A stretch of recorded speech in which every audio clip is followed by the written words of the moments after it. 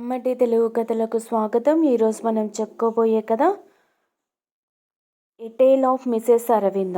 రచన PVS Krishnakumari garu. కథ మొదలు పెడదాం. చాలా కాలం తరువాత ఈరోజు డైరీ మొదలు పెట్టాను. సంపత్ అనేవాడు డైరీ అంటే అందమైన గతాన్ని గుర్తు చేస్తూ బంగారు భవిష్యత్తుకు పునాదులు వేయటానికి వర్తమానంలో మనం రాసుకునే మన కథే అని అలా చెప్పి డైరీ రాసే అలవాటు నాకు చేసి నాకు విషాదాన్ని మిగిల్చి వెళ్ళాడు. అతని మరణంతోనే డైరీ రాయటం మానేశాను. 3 సంవత్సరాల తర్వాత ఈరోజు మళ్ళీ డైరీ రాస్తున్నాను. ఆనందంతో కాదు, నాలోని మానసిక సంఘర్షణని ఎవరికీ చెప్పుకోలేక అక్షర రూపం ఇస్తున్నా. రేపు నేను వివాహం పేరుతో బలవంతంగా మరొక వ్యక్తిని నా జీవితంలోకి ఆహ్వానిస్తున్నాను. సంపత్ స్థానంలో మరొకరిని ఊహించుకోవడానికి నేను ఎంత క్షోభ అనుభవిస్తున్నానో ఎవరికి తెలుసు. మరి ఎందుకు ఈ పెళ్లికి అంగీకరించినట్లు? ఏమ్మా అరవిందా, ఇంకా పడుకోలేదా? దగ్గరగా వేసి ఉన్న బెడ్రూమ్ తలుపు తీసుకొని లోపలికి వస్తూ అడిగింది అరవింద తల్లి లలిత. రాస్తున్న డైరీ పక్కన పెట్టి తన పక్కనే పడుకొని నిద్రపోతున్న బాబు మీద చెయ్యి వేసి తల్లి వైపు అభావంగా చూసింది అరవింద. కూతురి మానసిక పరిస్థితి అర్థం చేసుకున్న లలిత, అరవింద, నీకు తోబుట్టువులు ఎవరూ లేరు. నిన్ను ప్రేమించి పెళ్లి చేసుకున్న సంపత్ చనిపోయాడు. నీవు నీ బిడ్డ నష్టజాతకులని మీ అత్తగారు నీ మొహం చూడటానికి ఇష్టపడలేదు. పచ్చి బాలింత అనే కనికరం కూడా చూపలేదు. ఇలాంటి పరిస్థితుల్లో మా తర్వాత నీకు ఎవరు అండగా ఉంటారు? బాబుకి పూర్తి ఊహ తెలియకముందే వాడికి తండ్రి స్థానం భర్తీ చేయాలనే మా తాపత్రయం కూతురి పక్కన కూర్చొని అంతకు ముందు చెప్పిన మాటలే మళ్ళీ చెప్పింది. అవునమ్మా అరవింద, రేపు పెళ్లి పెట్టుకొని ఇలా దిగులుగా ఉండవద్దు. ఇప్పుడు ఈ వివాహం నీకు ఆనందాన్ని ఇవ్వకపోవచ్చు.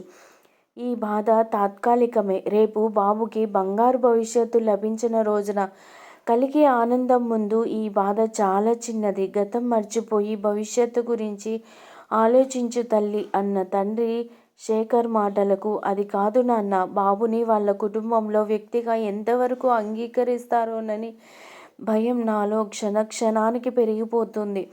బేలగా అంటున్న కూతురి తల నిమురుతూ, పిచ్చి తల్లి, సారథి చాలా మంచివాడు. నిన్ను అర్థం చేసుకునే విశాల హృదయం ఉంది. మనసులో ఎటువంటి శంకలు పెట్టుకోకుండా కొత్త జీవితానికి సిద్ధంగా ఉండు అని ధైర్యం చెప్పి బయటకు నడిచాడు శేఖర్. లలిత అటూ ఇటూ కుటుంబ సభ్యులు, షిరిడి సాయిబాబా సమక్షంలో అరవింద మెడలో 3 ముళ్ళు వేశాడు సారథి. స్వామి, సంపత్ జ్ఞాపకాలు మరుగున పడకముందే సారథి నా జీవితంలోకి ప్రవేశించాడు. మొదటి భార్యతో విసిగి వేసారి డైవోర్స్ తీసుకొని కొత్త ఆశలతో మళ్ళీ పెళ్లికి సిద్ధమైన సారథికి నేను న్యాయం చేయగలనా? అంతా నీదే భారం స్వామి, మనస్ఫూర్తిగా వేడుకుంది అరవింద. కార్లల్లో అందరూ ఇంటికి బయలుదేరారు. బాబుని మరుసటి రోజు వ్రతానికి తీసుకొని వస్తామని చెప్పి తమతో పాటు ఇంటికి తీసుకెళ్లారు లలిత, ఆమె భర్త. గతం తాలూకు జ్ఞాపకాలు మనసులో సునామీ సృష్టిస్తుండగా సారథి చెయ్యి పట్టుకొని అత్తగారింట్లో అడుగుపెట్టింది అరవింద. సారథికి తండ్రి లేడు, ఒక తమ్ముడు, చెల్లెలు. వాళ్ళది బేరింగ్స్ మ్యానుఫ్యాక్చరింగ్ కంపెనీ. తండ్రి చనిపోయాక అమెరికాలో ఉండే సారథి ఇండియాకి వచ్చి కుటుంబం, కంపెనీ బాధ్యత మొత్తం తను తీసుకున్నాడు. అప్పటికే సారథి పెళ్ళయింది. సారథి భార్యకి ఇండియా రావడం ఇష్టం లేదు. అయినా సారథి పెద్ద కొడుకుగా బాధ్యతలు మీద వేసుకున్నాడు. భార్యతో గొడవలు మొదలైనాయి. సారథికి నరకం చూపించింది. చివరికి డైవర్స్.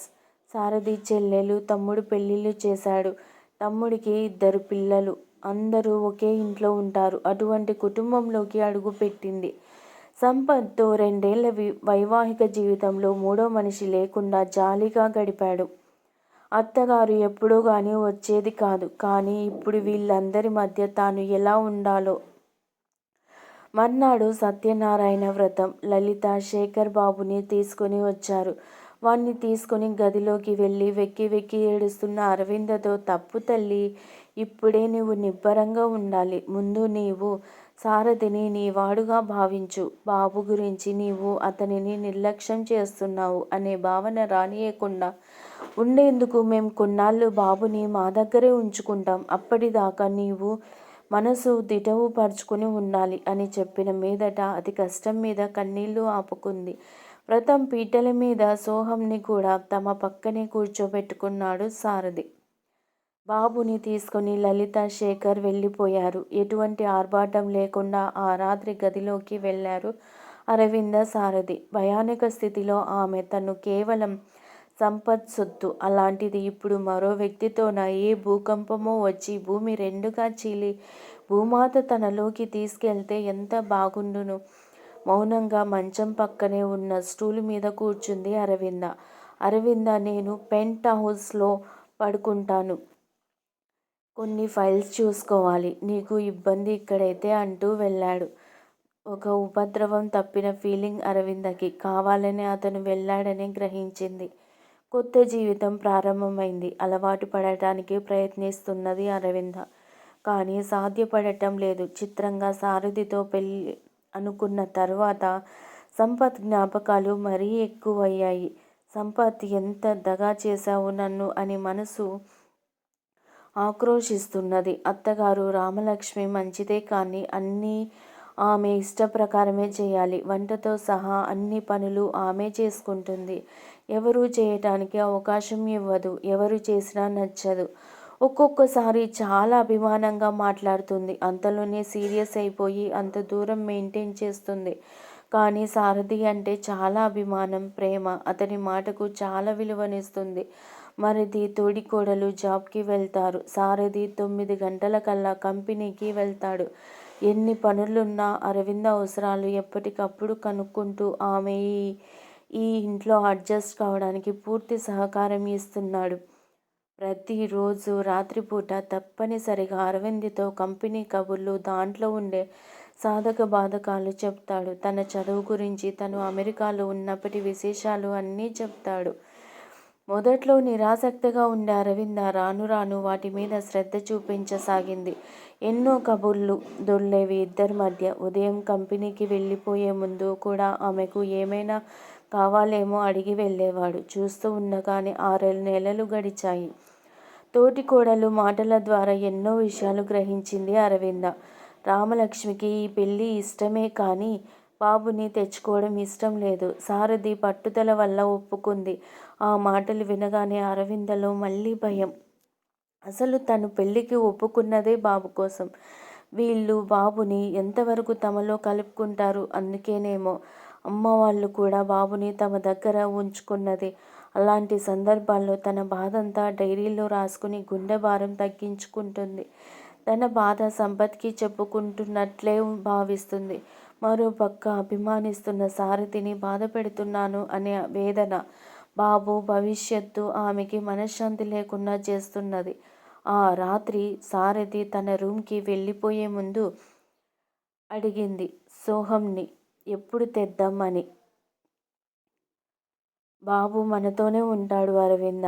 ఆ విషయంలో నీవు నిశ్చింతగా ఉండొచ్చు అని హామీ ఇచ్చాడు సారథి.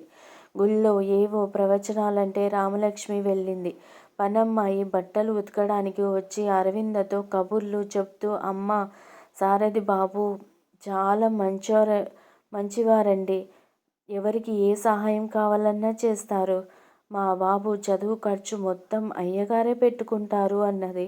హఠాత్తుగా అరవిందకి ఈ కొత్త విషయం, జీవితంలో తను విస్మరించిన విషయం ఒకటి గుర్తుకొచ్చింది.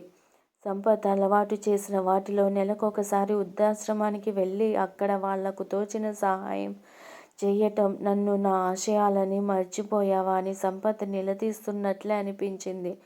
ఆ రాత్రే సారథికి తను రెగ్యులర్గా వెళ్ళి వృద్ధాశ్రమం అడ్రస్ చెప్పి, రేపు మీరు ఆఫీస్కి వెళ్ళేటప్పుడు నన్ను అక్కడ డ్రాప్ చేస్తారా అని అడిగింది. అది మొదలు వారానికి ఒకసారి వృద్ధాశ్రమానికి వెళ్ళటం మొదలుపెట్టింది. వాళ్ళకి ఇవ్వటానికి పండ్లు, మందు సారథి తెచ్చేవాడు. ఇప్పుడు అరవిందలో మునుపటి నిరాసక్తత లేదు. తోటికోడలి సూటిపోటి మాటలకి విలువ ఇవ్వటం లేదు. అత్తగారంటే భయం పోయి ఆమెతో వృద్ధాశ్రమం కబుర్లు చెబుతూ ఆమె వద్దన్న పనిలో సాయం చేయసాగింది. కొత్తగా అనాథాశ్రమానికి కూడా వెళ్తున్నది. ఇద్దరు వారం వారం పుట్టింటికి వెళ్ళి బాబుని చూసి వస్తున్నారు. సోహం కూడా ఆ సారథికి బాగానే మాలిమే అయ్యాడు. ఆమె మనసు వాడిని తన దగ్గరకు ఎప్పుడెప్పుడు తెచ్చుకుందామా అని తహతహలాడుతున్నది. ఎప్పట్లాగే బాబుని చూడటానికి వెళ్ళినప్పుడు తల్లి అన్న మాటలు అరవింద మనసుని కుదిపేసింది. సారథి కూడా చాలా ఉత్తముడు, నిండు కుండలాంటివాడు. తన మనసులో బాధ బయటపడనీయడు. అలాంటి వ్యక్తిని నీ ప్రవర్తనతో బాధ పెట్టకు. పోయిన సంపత్ కోసం పాకులాడకు. సారథికి దగ్గర కావటానికి సన్నద్ధం కావాలి. అప్పుడే బాబు భవిష్యత్తు బాగుంటుంది. అచేతనంగా నిలబడిపోయింది అరవింద. నిజమే, తను ఎంతసేపటికి తన గురించి ఆలోచించుకుంటున్నది కానీ సారథికి ఏం చేస్తున్నది? అరవిందలో అంతర్మథనం మొదలైంది. మొదటిసారి సారథి గురించి ఆలోచించసాగింది. అతని పనులన్నీ తనే స్వయంగా చూడసాగింది. మెల్లగా ఆమె మనసు తెలియకుండానే సారథి వైపు పయనించసాగింది. అరవింద, ఈరోజు వృద్ధాశ్రమం నుంచి వచ్చేటప్పుడు అమ్మ వాళ్ళ ఇంటికి వెళ్ళి బాబుని తెద్దాం అన్న సారథి మాటలకు అరవింద ఆనందం అన్నవమైంది. ఇద్దరు వృద్ధాశ్రమానికి వెళ్ళారు. ఎప్పుడు అరవిందని గేటు దగ్గర దింపి వెళ్ళిపోయేవాడు. అలాంటిది ఆ రోజు అతను లోపలికి వెళ్ళాడు. సారథిని చూడగానే మేనేజర్, ఏంటి సార్ ఈ మధ్య రావటం మానేశారు అన్నాడు. కంపెనీ పనులతో బిజీగా ఉండటం వల్ల నేను రాలేక నా భార్య అరవిందని పంపుతున్నాను అన్నాడు. అప్పుడే చూశాడు మేనేజర్ సారథి వెనుకే కొంచెం దూరంగా ఉన్న అరవిందిని. సార్, ఈ మేడం నా మీరు పెళ్లి చేసుకున్నది. వీరు గత 5 సంవత్సరాలుగా మాకు తెలుసు. భగవంతుడు అన్యాయం చేసిన మీరు మరో జన్మ ఇచ్చారు అంటూ ఆశ్రమంలోకి అందర్నీ హాల్లోకి పిలిపించాడు మేనేజర్. అరవిందని తన భార్యగా పరిచయం చేసినప్పుడు అర్థమైంది అరవిందకి సారథి ఈ ఆశ్రమం డోనర్ అని. తాము తెచ్చిన పండ్లు, బట్టలు అందరికీ ఇచ్చారు. కారులో కూర్చోగానే అరవింద అడిగిన మొదటి ప్రశ్న, మీరు ఈ ఆశ్రమం డోనర్ అని నాతో ఎందుకు చెప్పలేదు? సారథి చిన్నగా నవ్వి, నీకు ఒక సంగతి చెప్పనా? నేను నిన్ను చూసింది, నీ గురించి తెలుసుకున్నది ఇక్కడే అన్నాడు. అప్రయత్నంగా అతని చెయ్యి గట్టిగా పట్టుకుంది అరవింద. వదిలితే తనకి దొరికిన ఆసరా పోతుందేమో అన్నంత గట్టిగా పట్టుకుంది. ఆ రాత్రి బాబు నిద్రపోయాక సారథి ఒక గిఫ్ట్ ప్యాక్ అరవింద చేతికి ఇస్తూ, మన కష్ట సుఖాల్లో పాలు పంచుకునే వాళ్ళు తోడుగా ఉన్నప్పుడు డైరీ రాసుకునే అవసరం ఉండదు అని నా అభిప్రాయం. కానీ నీకు అలవాటు ఉందిగా, అందుకే కొత్త సంవత్సరానికి స్వాగతం పలుకుతూ ఈ డైరీ నీకు అన్నాడు. దానిని ఓపెన్ చేయకుండానే ఆ అవసరం రాదు ఇక అంటూ సారథి వైపు నడిచింది అరవింద. ఈ కథ మీకు నచ్చినట్లయితే లైక్ చేయండి, షేర్ చేయండి. కమ్మటి తెలుగు కథల ఛానల్ను సబ్స్క్రైబ్ చేయండి. Thank you very much.